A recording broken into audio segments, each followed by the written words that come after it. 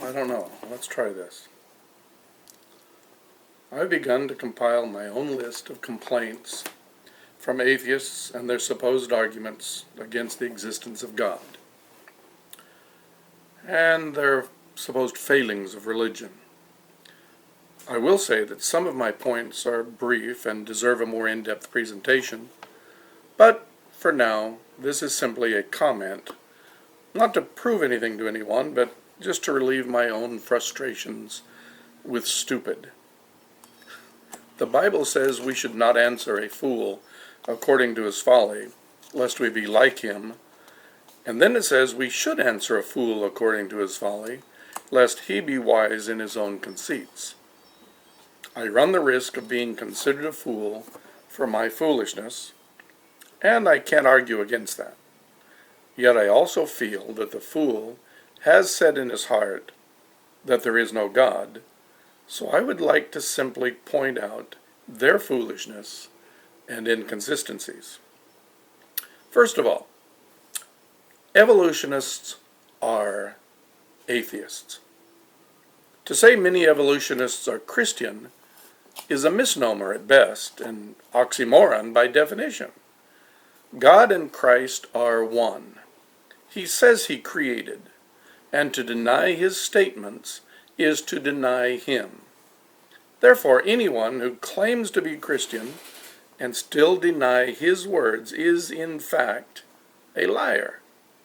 And thus, any evolutionist is also an atheist.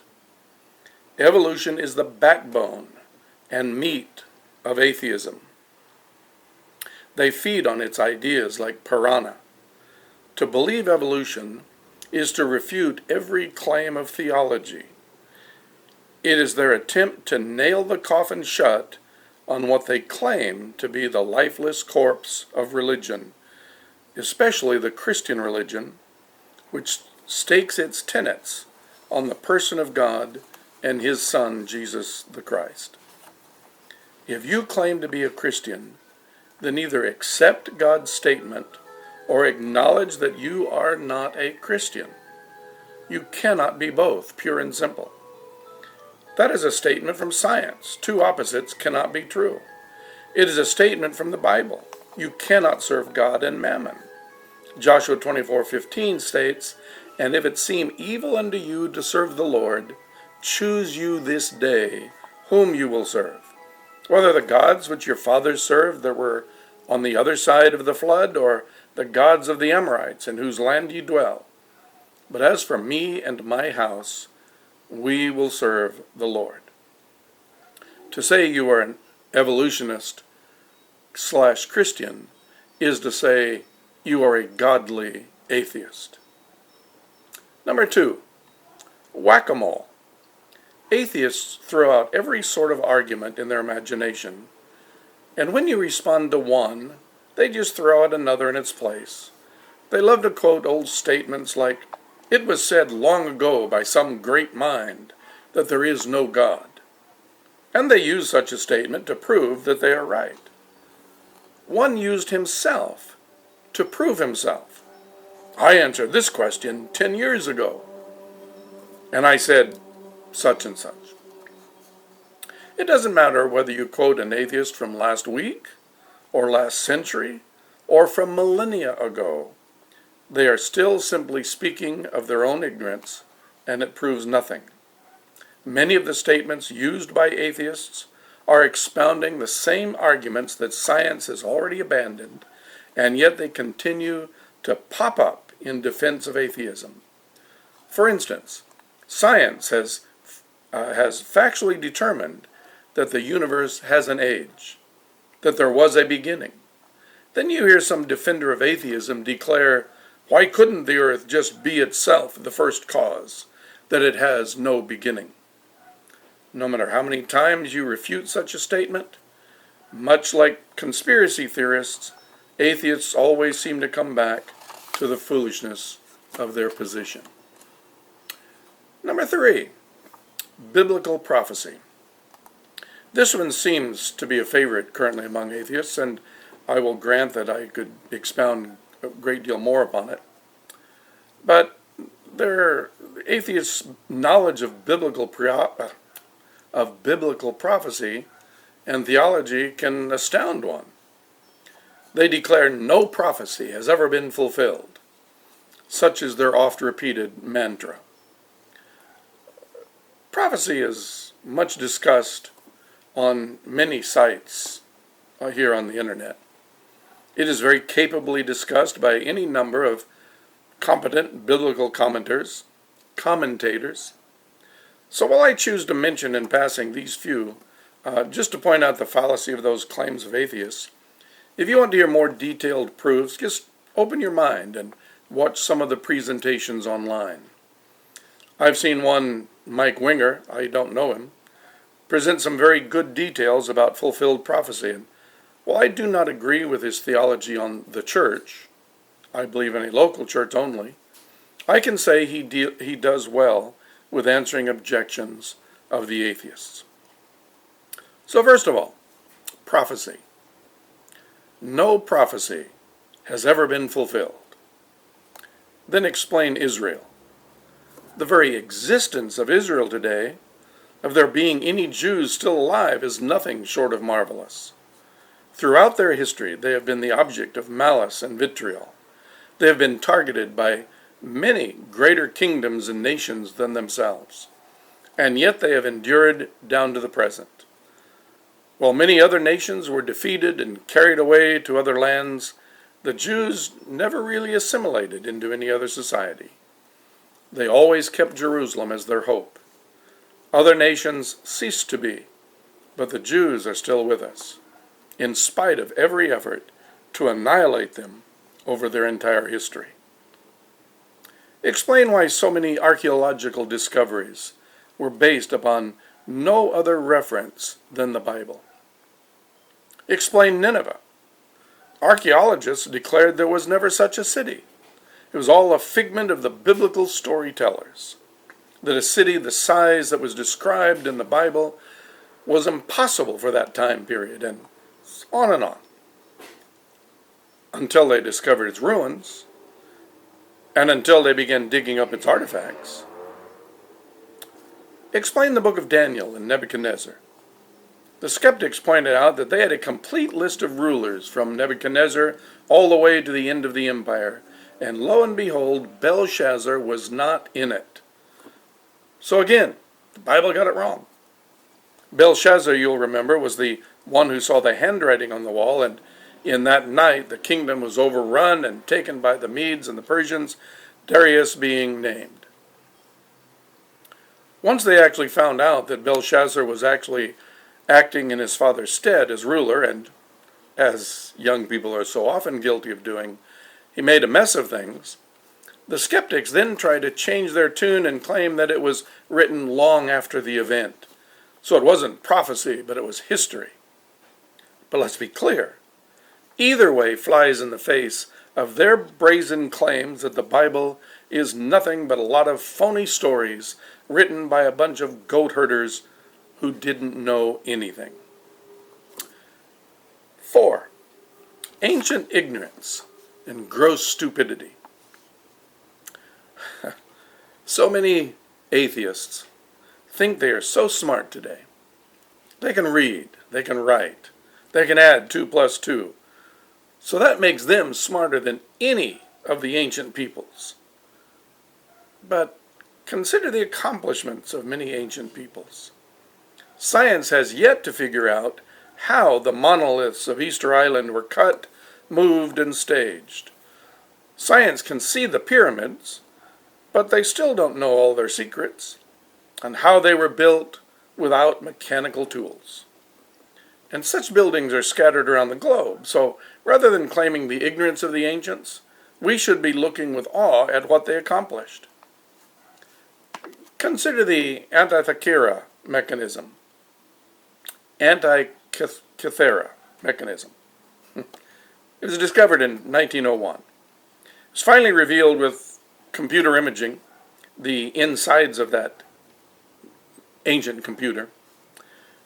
This is definitely not the work of illiterate, backwards people. It used techniques that even modern watchmakers didn't know about. It could be dialed to show the phases of the moon, coming lunar and solar eclipses, the cities which would host the coming Olympics, and much more. The brass gears were so precise, it automatically calculated leap year, among other features. And this was over 2,000 years ago. There are so many examples of genius from the ancient past that to belittle their writings as foolish and unreliable only shows one's own prejudice or gross stupidity. So from a purely historical perspective, don't accuse the ancients of being nothing but a bunch of stupid goat herders. Number 5. No other gods before me. This simple statement from God seems to be in itself a source of ridicule and even blasphemy by a lot of atheists. On the one side, they claim it clearly indicates that there are, quote, other gods, or why else would God order worship of him exclusively? And then on the other hand, they laugh at the idea that God is somehow a vindictive, a self-centered God who demands your full attention and who throws a tantrum if you look at some other god. Let's think about that. Let's assume that I take your likeness, a photo clipped from some social media site, and I paste it onto the body of a donkey. I give it your name and claim that you are in fact a donkey. Would that offend you? Would it convince anyone, other than perhaps the fool, that there is actually a donkey that has your face? What if I took the image of some beautiful woman, a famous star, and did the same thing? But this time, I pasted her face onto the image of a pornographic scene. Would there be any reason for that woman to be offended that her likeness is now seen across the internet on the body of some adult star in scenes that would make almost anyone blush? Now let's suppose that you purchase, say, a computer. It looks like an Apple. It has a name that sounds like it could be an Apple product, but it's half the cost of the genuine Apple computer of its look-alike. After all the effort by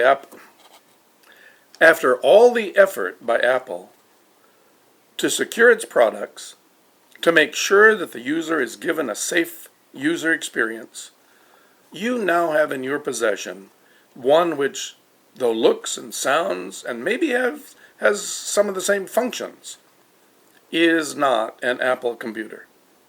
It is a copy. And deep inside there's hidden in its processor a function that copies and transmits everything that you do on the keyboard. It sends automatically all your photos, all your passwords, all your personal information to a site on some continent, and you no longer have any privacy at all.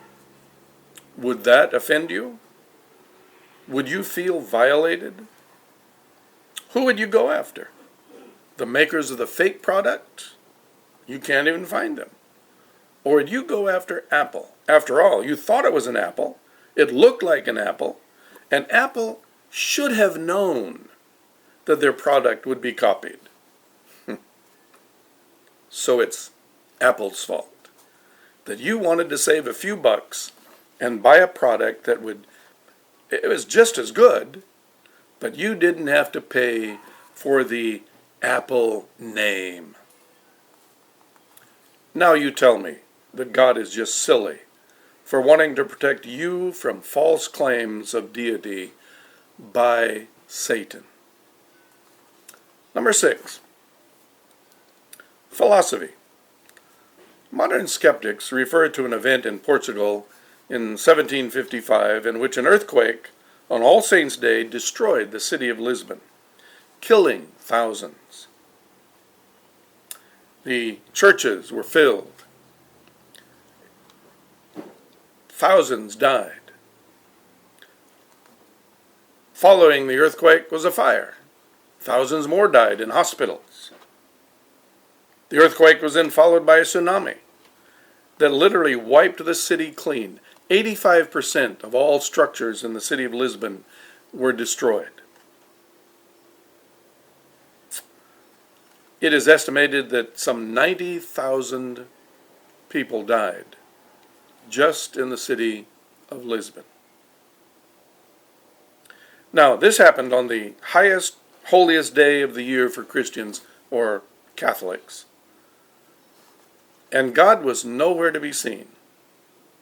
Or he's awfully cruel, or he simply does not exist. And so the philosophers began to rise in influence. Multitudes began to listen to their thoughts. Sometimes we attribute greatness to those who have degrees for no other reason than their degree. It reminds me of the Wizard of Oz and Scarecrow. The wizard explains that everyone has brains, but not deep thoughts. He insists that deep thinking traces back to a diploma, which the Scarecrow now has as a THD, or Doctor of Thinkology. So, he says, from the Universitatis Comitiatum e Pluribus Unum, I hereby confer upon you the honorary degree of THD. After the entire film and story of Scarecrow figuring out all sorts of things, once he has his degree, he begins to spout utter nonsense. Shouldn't that tell us something? Almost any scientist will say things like, science can't prove there is no God, but based upon evidence, we believe there is no God. What are they basing their lack of belief on? Philosophy. I think, therefore there is no God. But how reliable is philosophy?